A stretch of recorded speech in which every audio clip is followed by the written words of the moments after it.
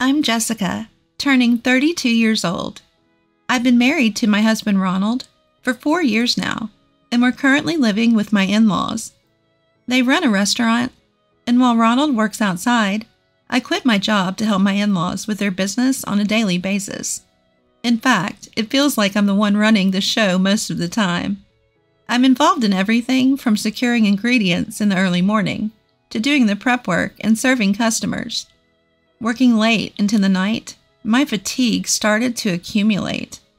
But my in-laws never let me rest, and I'm out working almost every day. The regular customers even started to worry about me.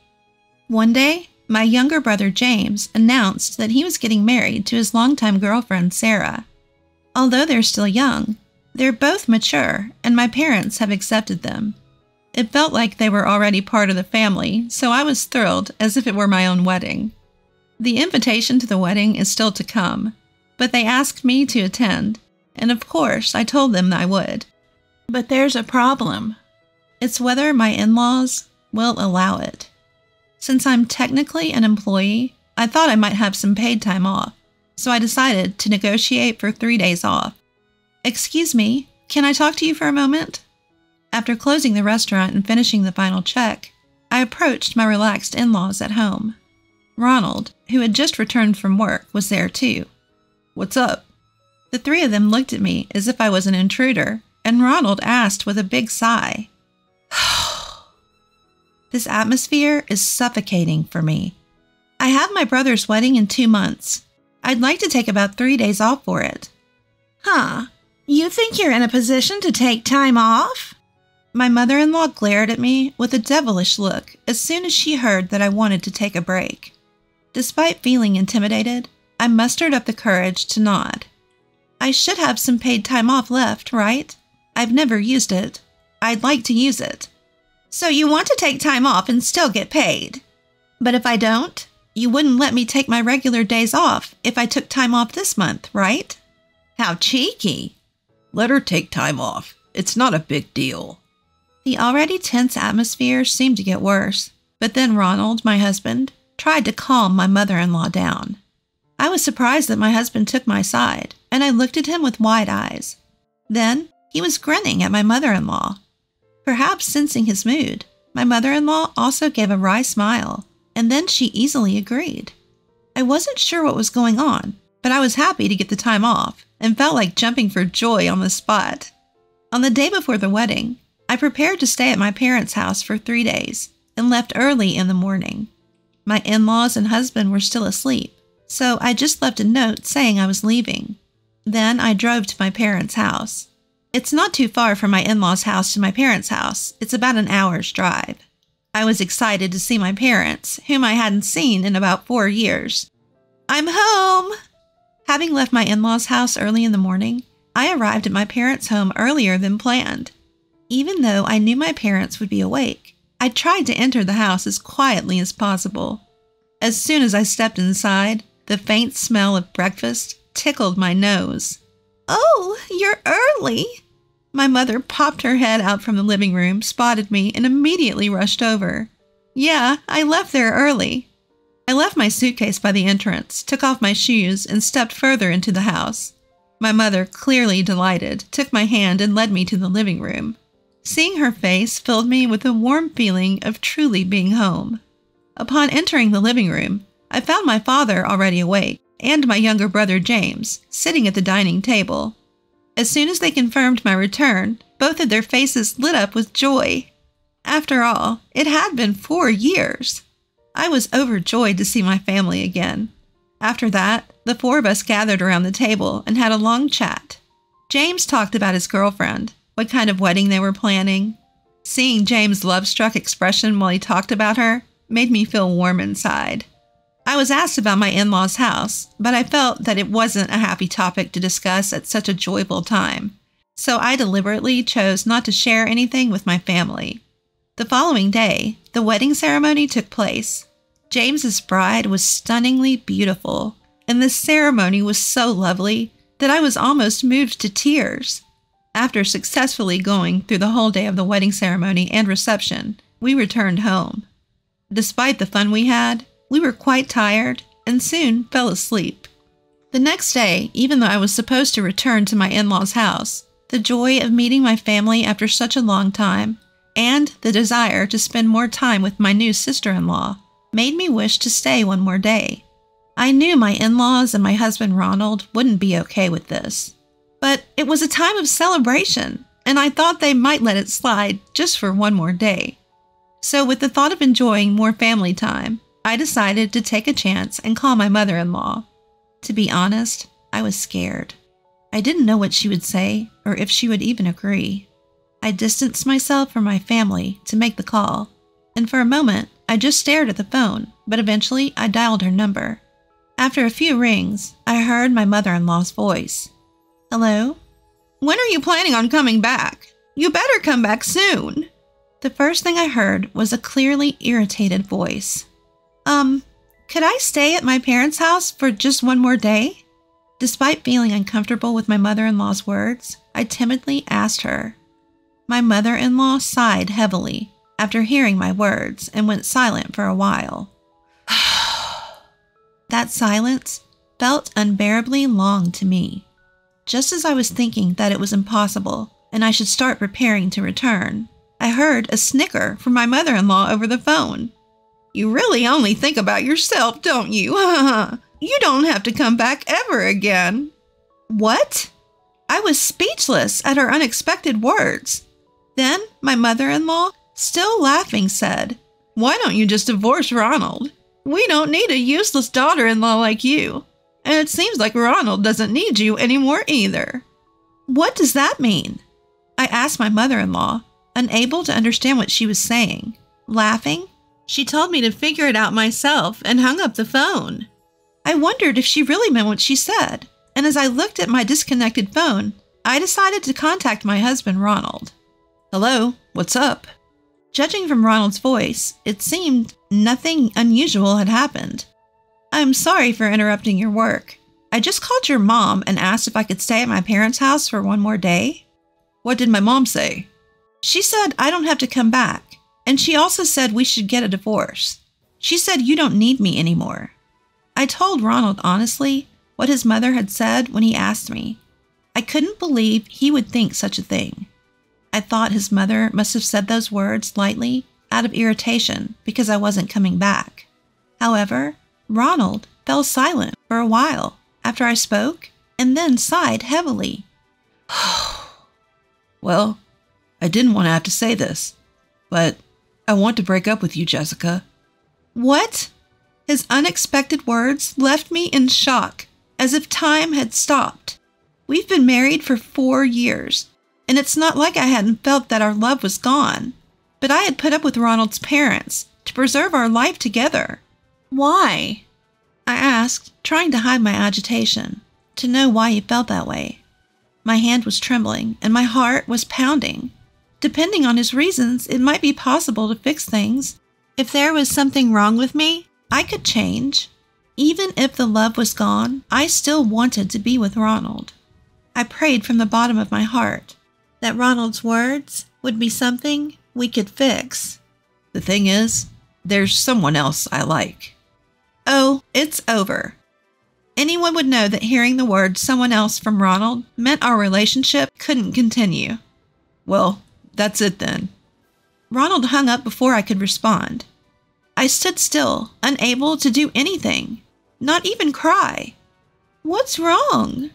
After what seemed like a long time, my mother came over with a worried look on her face. When I looked at her, I saw my father peering in from a little behind her. No, it's nothing. The divorce wasn't final, and I didn't think it was appropriate to discuss it on such a happy day, so I tried to put on a smile so my parents wouldn't suspect anything. My mother seemed to sense something was off, but she didn't say anything more. After that, I spent a fun time not thinking about what my mother-in-law or Ronald had said, partly because my brother and his wife had come over. Rather, it felt like I was forcefully putting on a happy facade. My parents, my brother, and his wife all went out, laughed a lot, and talked a lot. I might have been desperately clinging to everyone, not wanting to be alone. My brother and his wife seemed to suspect something was up. Jessica, Are you going back tomorrow? We all went to a cafe, and while our parents were ordering, my brother and his wife and I sat at a table. Well, I honestly didn't know if I could go back. That's why I couldn't answer right away. Are you okay? You seem to be faking your cheerfulness today. Yeah, it's odd, isn't it? I knew my younger brother and his wife occasionally gave me worried glances. That's why I can't deny it. Is something wrong? My younger brother has always been kind. Whenever I'm feeling down or anxious, he's quick to notice and offer words of comfort. To outsiders, it might seem like he's a big fan of his older sister. Nothing's wrong, I reply, forcing a smile. But James and his wife keep staring at me. I feel uncomfortable under their gaze, as if they could see right through me. What's with the staring contest? At that moment, our parents return to the table with drinks. Perhaps they find our behavior amusing, as they both wear gentle smiles. Taking this as a cue, James and his wife break their gaze from me, assuring our mother that everything's fine, and the conversation picks up again on a different topic. But the lively atmosphere quickly fades. Suddenly, the ringing of my cell phone emanates from my purse. I pull out my phone, and there on the screen is the name of my mother-in-law. When I don't answer right away, everyone falls silent and turns their attention to me. It's from my mother-in-law. I'll step outside for a bit. Why not talk here? Why do you need to go outside? As I attempted to rise from my seat, my mother took hold of my hand, restraining me from standing up. Her face did not reflect the gentle mother I knew, but displayed a stern expression instead. All right. Hello? As soon as I answer the phone, my mother-in-law's laughter rings out. So, Ronald is divorcing you. That's hilarious. Let's talk about this when I get back home tomorrow. Due to our close proximity, my mother-in-law's voice can be heard by my parents. I tried to tell her that now is not the time to discuss this, but she doesn't seem to want to stop talking. Good riddance. You've been living your married life blissfully unaware that Ronald was cheating on you. You were never good enough for our family from the start. Oh, I feel so relieved now that you're gone. Ronald said he'll send the divorce papers. So don't bother coming back. We'll send your things later. With that, she hangs up. Cheating? I froze on the spot, phone in hand. I was shocked when I heard he had someone else, but to learn that he was cheating on me? It's devastating. What was the point of all the time I spent trying to please my in-laws and my husband? As I ponder this, I can't stop the tears from flowing. Jessica. My parents and James's couple probably heard everything. My mother-in-law's voice is too loud, so even at the lowest volume, anyone close by can hear her. I can't make any excuses or show a smile, so I just look down. What just happened? My father's quiet, low voice echoes. As I try to hold back my flowing tears, my mother hands me a handkerchief. I accept it and press it to my eyes, the faint scent of my mother's perfume reaching my nose, further stirring my emotions and causing my tears to flow even more. I thought I heard something about cheating. I can tell the atmosphere has instantly frozen over. I don't dare look at their faces, but I can imagine their expressions of shock. The day after my younger brother and his wife got married, his older sister announced her divorce. I'm sure everyone was stunned. As I was thinking about this, I felt a warm hand placed on my head. Slowly lifting my face, I followed the edge to see my mother, her expression teetering on the edge of tears, looking at me. Don't cry. You've done well. You haven't been home for 4 years. After this, she shared everything she knew with me. Apparently, she had been worried about me not coming home once since my marriage. She had called my in-laws, asked her friends to visit my in-laws' store to gather information. She had heard about how I was severely worn out, and how the customers secretly talked about how my in-laws were treating me. During her calls, she was told harsh things like, "She's not here right now," or "Your daughter's incompetent." When my mother told my father about how I was being treated, He also seemed to have considered bringing me back home once, but they decided to wait until I asked for help. I had no idea my parents knew everything. I was so embarrassed. I couldn't even look at them. What awful treatment! What's that about? My brother's wife, hearing the story from my mother, was quietly angry. Her face flushed red. I thought you looked worn out.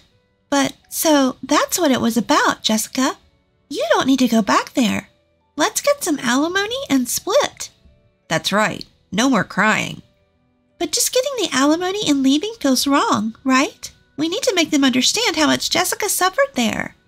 Upon saying this, my sister-in-law showed a defiant smile. When I apologized, saying I didn't need to do anything and that I was sorry for the situation, my brother told me that I didn't have to apologize and that he was furious about how I was treated. For some reason, they both left, saying they could handle it. I stood there, dumbfounded by the whirlwind departure of James and his wife. My parents gave me a wry smile and warmly welcomed me to live at home. Several days later, an envelope addressed to me arrived from my in-laws. It contained divorce papers, already signed by my husband. Feeling a sense of sadness, I signed them and submitted them to the city hall the next day. With that, I became officially divorced and single, but an unexpected event occurred the following month. I was looking for a job near my parents' home, but was having difficulty finding one.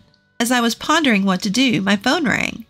The call was from my ex-husband, and when I answered, he seemed very angry. Hey, what the hell have you done? This was the first thing my ex-husband Ronald bellowed when I picked up the call. Before I could figure out what he meant, he shouted again. Since we got divorced, not a single customer has come to my parents' shop. Suppliers are saying they want to end their contracts. It's your fault. My parents are struggling because of you. I had no clue what he was talking about. I couldn't think of anything I had done to cause this. What are you talking about? I haven't done anything. Don't lie. Who else could it be but you? No matter how hard I insisted it wasn't me, he wouldn't listen. He even said, if we couldn't resolve this over the phone, he was going to come over with his parents. I pleaded with him not to come, but he told me to prepare myself and hung up. I rushed to my mother and explained the situation. She seemed calm and started making a call. I was getting frustrated at her nonchalance, not knowing what to do. It was just my mother and me at home. I couldn't bear the thought of something happening to her. I had to protect her. I went to the kitchen to look for something that could be used as a weapon, but my mother stopped me. It's all right, she said, and suggested we calmly wait for Ronald and his parents as she started preparing tea. A few hours later, Ronald and his parents arrived at our house. All three of them were quite angry, glaring at me with intensity. Don't mess around. Without a greeting, my ex-husband Ronald tried to lunge at me, but my father-in-law held him back. I apologize for our sudden visit. My father-in-law gave a polite nod to my mother. In response, she smiled warmly and invited them into the living room. I was terrified to let those people into our home, but I felt like I had no choice but to trust my mother. She served tea to everyone, and despite their continued glares, she asked my in-laws and Ronald to wait a little longer. A silence fell over the five of us. What felt like hours were probably only a few minutes. Not knowing what my mother was thinking made me anxious. Just then, the sound of the intercom echoed through the house, and before my mother could answer, the front door opened and someone walked in. When I turned to look, the door swung open with force, and there stood my younger brother and his wife, both with stern expressions. Ronald and my in-laws were taken aback by their sudden appearance, completely clueless about what was going to happen. I was just as confused, not knowing what to expect. Sorry to keep you waiting. My brother, wearing a suit, took a deep breath and sat next to me, followed by his wife. What's this? Bringing out your little brother? Ronald snorted dismissively, shooting a condescending glance at my brother. My mother informed me of your visit, so I hurriedly prepared for this. You wouldn't believe how long I've been waiting for this moment." With that, my brother placed an envelope on the table and started pulling out several documents, among which were some photographs. Curious, I peered over and saw the topmost paper labeled Investigation Report. "Ronald, you've been having an affair, haven't you?" At my brother's words, Ronald's eyes widened in shock. But my brother didn't stop there.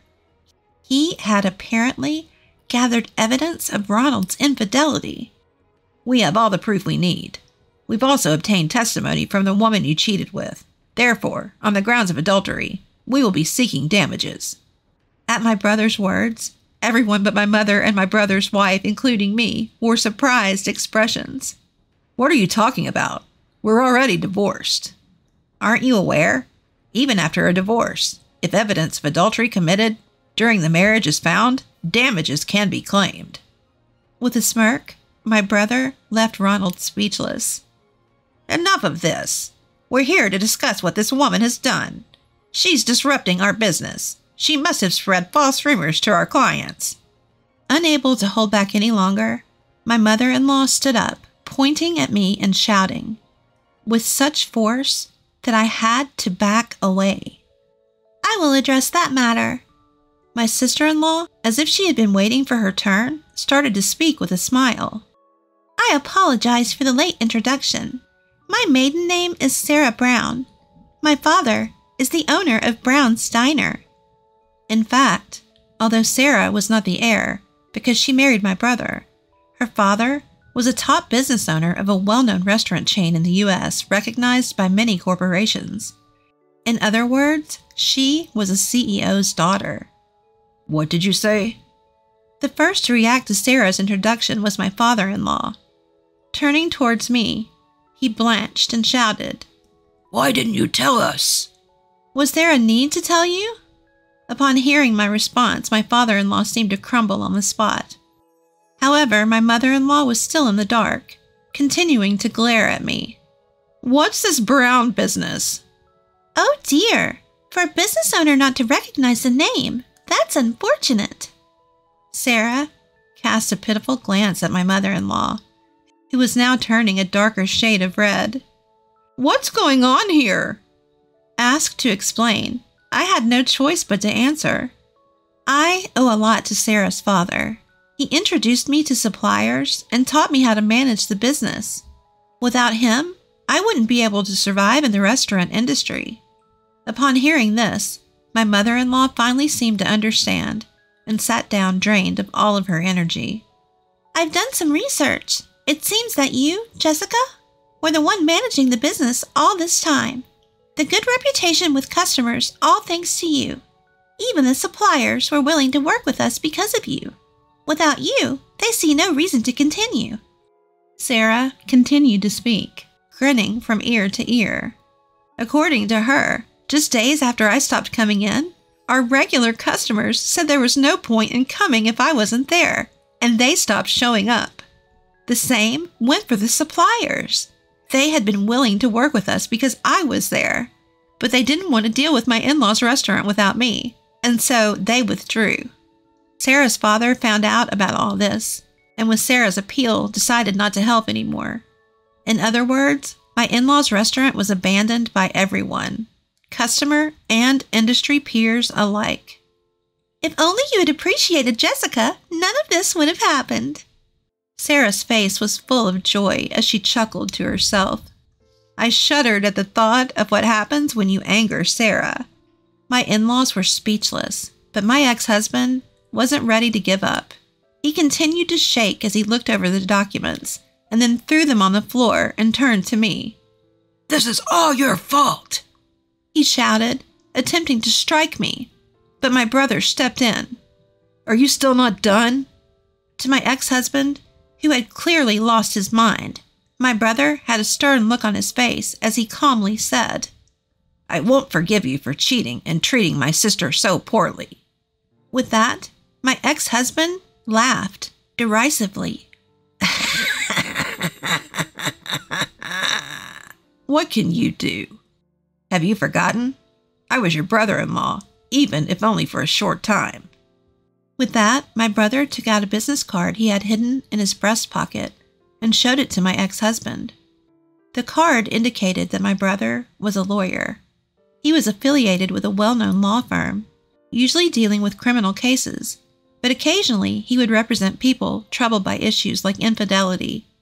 Seeing the card, my ex-husband realized he had lost and quietly sat down. "I think we're done here. Please leave."